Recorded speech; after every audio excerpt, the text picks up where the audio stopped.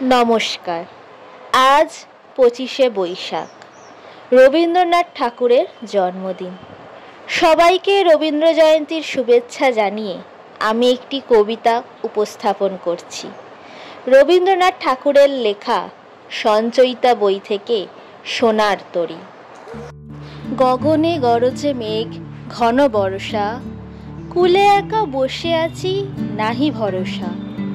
রাশি রাশি ভাড়া ভাড়া ধান কাটা হলো সারা, ভরা নদী ক্ষুরধারা খর পরশা। কাটিতে কাটিতে ধান এলো বরষা। একখানি ছোট ক্ষেত আমি একেলা, চারিদিকে বাঁকা জল করিছে খেলা। পরপারে দেখি আঁকা তরু ছায়া মুষি মাখা, গ্রামখানি মেঘে ঢাকা প্রভাত বেলা। এপারেতে ছোট ক্ষেত আমি একেলা, গান গেয়ে তরি বেয়ে কে আসে পারে, দেখে যেন মনে হয় চিনি উহারে।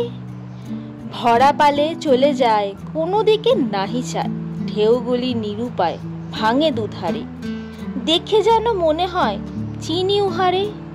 ওগো তুমি কোথা যাও কোন বিদেশে, বারেক ভিড়াও তরি কুলেতে এসে। যেও যেথায় যেতে চাও, যারে খুশি তারে দাও, শুধু তুমি নিয়ে যাও ক্ষণিক হেসে আমার সোনার ধান কুলেতে এসে। যত চাও তত লও তরণী পরে, আর আছে আর নাই দিয়েছি ভরে।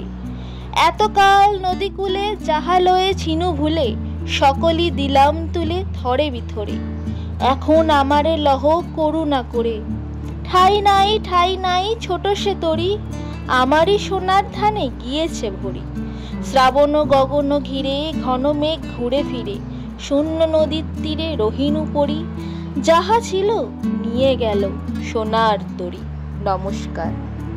আপনাদের এই কবিতাটি যদি ভালো লেগে থাকে তাহলে অবশ্যই লাইক করবেন, শেয়ার করবেন এবং অবশ্যই কমেন্টে জানাবেন কেমন লাগলো, এবং সাবস্ক্রাইব করতে চ্যানেলটিকে ভুলবেন না, এবং পাশে থাকা বেল আইকনটি অবশ্যই ক্লিক করবেন।